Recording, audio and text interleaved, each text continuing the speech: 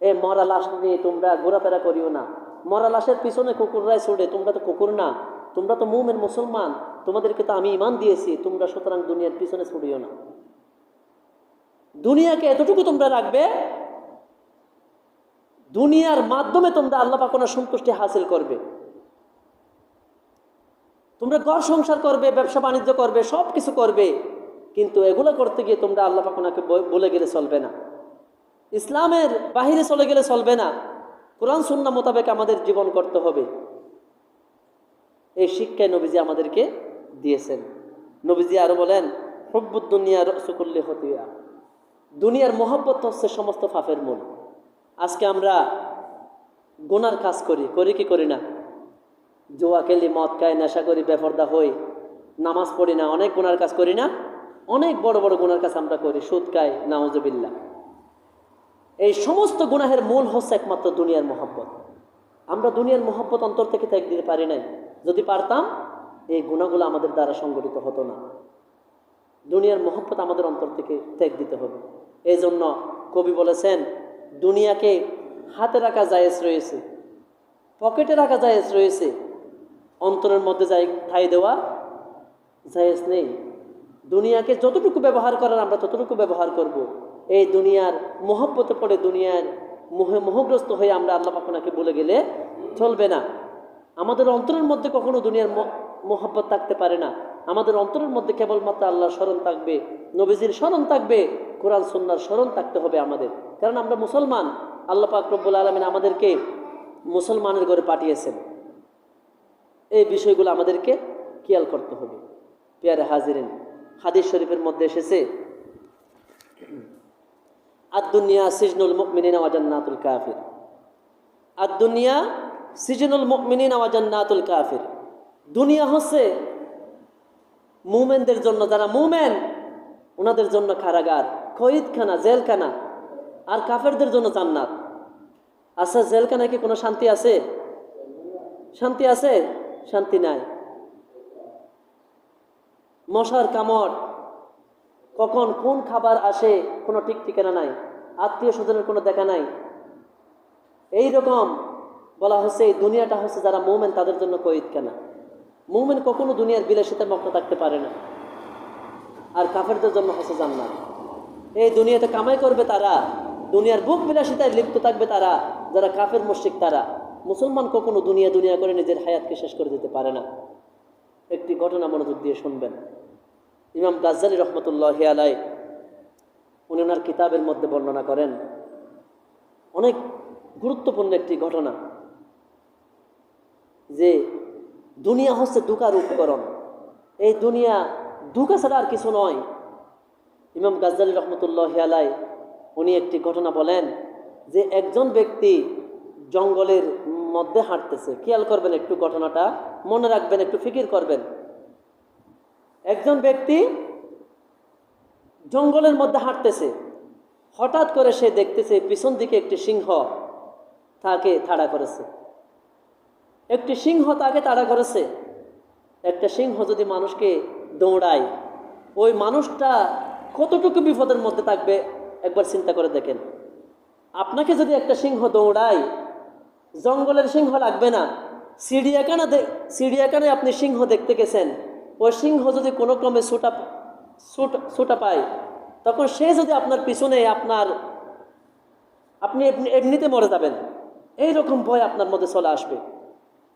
ইমাম গাজ্জালী রহমতুল্লাহি আলাইহি বলেন, একজন ব্যক্তি জঙ্গলের মধ্যে হাঁটতেছে, পিছন দিকে একটা সিংহ তাকে তাড়া করেছে। সে দৌড়তে দৌড়তে, সিংহের ভয়ে দৌড়তে দৌড়তে সে হঠাৎ করে একটি গর্ত দেখলো। ওই সিংহর থেকে বাঁচার জন্য সে চোখ বন্ধ করে গর্তের মধ্যে লাফ দিল। একটু খেয়াল করবেন, চোখ বন্ধ করে গর্তের মধ্যে লাফ দিল। লাফ দেওয়ার পরে সে দেখতে পেল একটা দড়ি। সে দড়িটা ধরে সে ঝুলন্ত অবস্থায় আছে। সে উপর দিকে তাকায়, দেখা যাচ্ছে গর্তের উপরে সিংহটি হা করে আছে, কখন সে উপরে আসবে তাকে খেয়ে ফেলবে।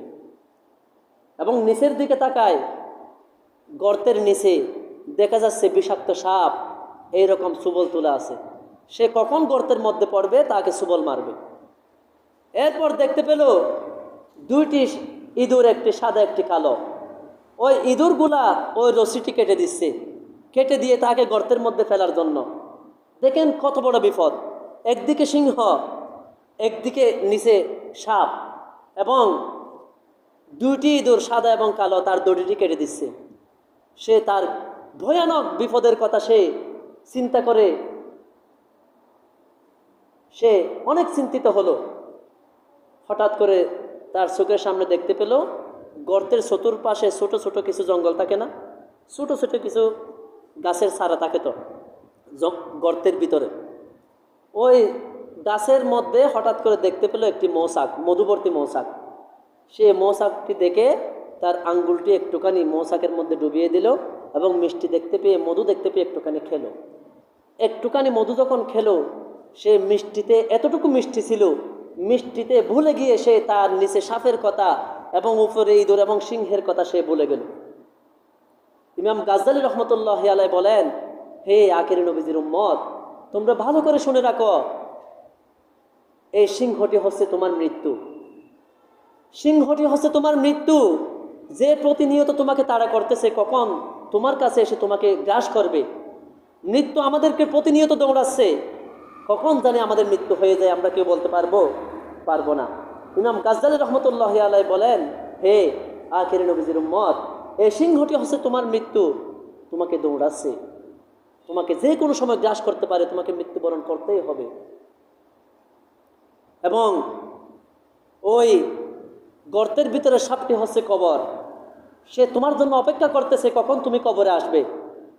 তুমি দুনিয়ায় যেমন তেমনভাবে তোমার হায়াতকে কাটিয়ে দিচ্ছ, নামাজ পড়ো না, রোজা রাখো না, হজ করো না, জাকাত দাও না, মারামারি কোনাকুনি, তোমার ইসলাম ভালো লাগে না, তুমি অবহেলার মধ্যে তোমার সময়টা কাটিয়ে দিচ্ছ, তোমার জন্য কিন্তু কবর অপেক্ষা করতেছে। ইমাম গাজ্জালী রহমতুল্লাহ আলাইহি বলেন, ওই সাপটি হচ্ছে কবর, তোমাকে কবরে আসতে হবে, কবর আপনার আমার জন্য অপেক্ষা করতেছে। এবং ওই দড়িটি হচ্ছে হায়াত, আমাদের হায়াত, যেটাকে কেন্দ্র করে আমরা বেঁচে থাকি। 10 বছর, 20 বছর, 30 বছর, 50 বছর, 100 বছর হায়াত, এই দড়িটি হচ্ছে আমাদের হায়াত। এবং ওই সাদা কালো ইঁদুর দুটি হচ্ছে রাত আর দিন। সাদা ইঁদুরটি হচ্ছে দিন এবং কালো ইঁদুরটি হচ্ছে রাত। এগুলা তোমার হায়াতের রশিটি কেটে দিচ্ছে। দিন রাত আমাদের মধ্য থেকে অতিবাহিত হয়ে যাচ্ছে, আজকে দিন, আবার রাত আসতেছে, আবার দিন আসতেছে, এভাবে আমাদের হায়াতের রশিটা কেটে যাচ্ছে। আমাদেরকে হায়াতের বাজেট যখন শেষ হবে, আমাদের ওই গর্তের মধ্যে পড়তেই হবে, কবরে আমাদেরকে যেতেই হবে। এই দুনিয়ার মোহগ্রস্ত হয়ে আজকে আমরা এই আমাদের ভয়ানক মৃত্যুর কথা আল্লাহ পাক রব্বুল আলামিন ওনার স্মরণ থেকে আমরা গাফিল রয়েছি, বলুন নাউযুবিল্লাহ। ইমাম গাজ্জালী রহমতুল্লাহ আলাইহি বলেন, এই ব্যক্তি যেমন এরকম বিপদের মধ্যে, মৃত্যু এবং হায়াত তার মধ্য থেকে শেষ হয়ে যাচ্ছে, তাকে কবরে যেতে হবে, এগুলা তার জানা থাকা সত্ত্বেও সে যখন এই মধুর মধ্যে একটু মগ্ন হয়ে গেছে, মধু খাওয়ার পরে সে মিষ্টিতে যেমন ভুলে গিয়ে তার বিপদের কথা সে ভুলে গেছে, ঠিক তদ্রূপ আজকেও তোমরা এই যে মধু হচ্ছে এই দুনিয়া, এই দুনিয়ার মোহগ্রস্ত হয়ে দুনিয়ার চাকচিক্যয় ছেলে মেয়ে স্ত্রী জাতি এবং ধন সম্পদ সোনা চাঁদি ক্ষেত খামার, আজকের খুতবার মধ্যে যে এসেছে সুন্দর পছন্দনীয় বস্তুর মোহাব্বতকে আমাদের জন্য সৌন্দর্যমণ্ডিত করা হয়েছে, আমরা এগুলোর প্রতি আকৃষ্ট হয়ে গেছি, টাকা পয়সার প্রতি, মাল সম্পদের প্রতি। আমরা এই যে ধন সম্পদ করতে করতে ছেলে মেয়ের দিকে তাকাতে তাকাতে আমরা আল্লাহর স্মরণ থেকে গাফিল হয়ে গেছি। আমরা এতটুকু মোহাব্বতে গরক হয়ে গেছি, এই ভয়ানক খবরের কথা আমরা বলে গেছি, এই ভয়ানক মৃত্যুর কথা আমরা বলে গেছি। নাউযুবিল্লাহ। আমাদের দুনিয়ার মহব্বত এতটুকু আমাদের মধ্যে প্রবেশ করেছে পিয়ারা হাজিরিন, যার কারণে আজকের খুতবার মধ্যে যে এসেছে আল্লাহ পাক রব্বুল আলামিন সূরাতুল মুনাফিকুনের 9 নম্বর আয়াত শরীফের মধ্যে যে ইরশাদ মোবারক করেন, ইয়া আইয়ুহাল্লাযীনা আমানু, হে ঈমানদারগণ তোমরা সতর্ক হও, লা তুলহিকুম আমওয়ালুকুম ওয়ালা আওলাদুকুম, তোমাদেরকে যেন তোমাদের মাল সম্পদ, তোমার ছেলে মেয়ে যেন, তোমার সন্তান সন্ততি যেন তোমাদেরকে যিকরিল্লাহ, আমি আল্লাহর জিকির থেকে যেন তোমাদেরকে গাফিল না রাখে, আমি আল্লাহর জিকির থেকে, আমি আল্লাহর স্মরণ থেকে যেন তোমাদেরকে কি না রাখে, তোমার ধন সম্পদ টাকা পয়সা ছেলে মেয়ে যেন তোমাদেরকে উদাসীন না রাখে, গাফিল না রাখে। ওয়ামান ইয়াফআল যালিকা ফাউলাইকা হুমুল খাসিরুন, যদি তোমরা গাফিল থাকো দুনিয়া করে, টাকা পয়সা করে, ধন সম্পদ করে, ছেলে মেয়ে করে, যদি তোমরা গাফেল থাকো, উদাসীনভাবে যদি তোমার হায়াতকে কাটিয়ে দাও, তাহলে তোমরা ক্ষতিগ্রস্তদের অন্তর্ভুক্ত হয়ে যাবে। বলুন নাউযুবিল্লাহ। প্রিয় হাজিরিন, এই দুনিয়ার মহব্বত আমাদের অন্তর থেকে ত্যাগ দিতে হবে। দুনিয়ার মহব্বত যতদিন পর্যন্ত আমাদের অন্তরের মধ্যে থাকবে, আমরা ততদিন পর্যন্ত আমাদের ইবাদত বন্দেগী ভালো লাগবে না। দেখেন না, একটু খেয়াল করুন, আপনার ফ্যামিলিতে 5 জন সদস্য আছেন, এমন একটা ফ্যামিলি আছে যেখানে দুই তিনটা ছেলে নাই, আছে বাপ ছেলে, এইরকম অন্তত একজন হলেও তো একটা ফ্যামিলিতে থাকে। তাহলে খেয়াল করুন, একটা মসজিদের আওতায় কয়টা পরিবার রয়েছে? একটা পরিবার থেকে যদি একজন করে যদি মুসল্লি প্রতি ওয়াক্ত নামাজে যদি আসে মসজিদে, তাহলে এই মসজিদে কিন্তু জায়গা দেওয়া সম্ভব হবে না। এতগুলো ঘর এখানে আছে না নাই? কিন্তু আজকে নামাজের গুরুত্ব আমাদের নাই। কেন জানেন? আমরা দুনিয়ার মোহগ্রস্ত হয়ে গেছি। অথচ নামাজ অত্যন্ত একটি গুরুত্বপূর্ণ ইবাদত। অন্য ইবাদতগুলোর কথা এখন আপাতত বাদ দেন। এই যে নামাজের প্রতি আজকে কেন আমরা এত গাফিল? আল্লাহ পাক রব্বুল আলামিন বলেন, ইন্না সলাতা তানহা আনিল ফাহশাই ওয়াল মুনকার। নিশ্চয় নামাজ মানুষকে অশ্লীল অশালীন খারাপ কাজ থেকে বিরত রাখে। আজকে আমরা খারাপ কাজ থেকে বিরত থাকতে পারি না, অশ্লীল অশালীন গুনাহের কাছ থেকে আজকে আমরা বিরত থাকতে পারি না। কেন? আজকে আমরা নামাজকে ভুলে গেছি। হাদিস শরীফের মধ্যে এসেছে, আস-সালাতু ইমাদুদ্দিন, নামাজ হচ্ছে দ্বীনের খুঁটি। নামাজ হচ্ছে দ্বীনের খুঁটি। মান আকামাহা ফাকাদ আকামাদ-দ্বীন। যে ব্যক্তি নামাজকে প্রতিষ্ঠা করছে, নামাজ কায়েম করছে, নিজেও নামাজ পড়ছে এবং পরিবার পরিজন প্রতিবেশীকে নামাজের দাওয়াত দিয়ে নামাজমুখী করেছে, সে যেন দ্বীন ইসলামকেই সে মজবুত করেছে। বলুন সুবহানাল্লাহ। ওয়ামান তারাকা ফাকাদ হাদামাদ-দ্বীন। আর যে ব্যক্তি নামাজ তরক করলো, নামাজ ছেড়ে দিল, নিজেও পড়লো না, নিজের ছেলে মেয়ে পরিবার পরিজনকেও নামাজের শিক্ষা দিল না, প্রতিবেশীকেও নামাজের শিক্ষা দিল না, নামাজ তরক করলো, সে যেন দ্বীনকে ধ্বংস করলো, দ্বীন ইসলামকে ধ্বংস করলো। বলুন নাউযুবিল্লাহ। চিন্তা করুন, আমি নামাজ পড়তেছি না, শুধু গুনাহগার হচ্ছে তা নয়, শুধু নামাজ ছেড়ে দিয়েছি তা নয়, আমার কারণে দ্বীন ইসলাম ধ্বংস হয়ে যাচ্ছে, আমার কারণে দ্বীন ইসলাম নষ্ট হয়ে যাচ্ছে, যার কারণে আজকে পরিবারের মধ্যে শান্তি নাই, সমাজের মধ্যে শান্তি নাই, দেশের মধ্যে শান্তি নাই। আমরা নামাজ থেকে দূরে রয়েছি। আল্লাহ পাক রব্বুল আলামিন কোরআন শরীফের অসংখ্য জায়গায় নামাজের কথা বলেছেন।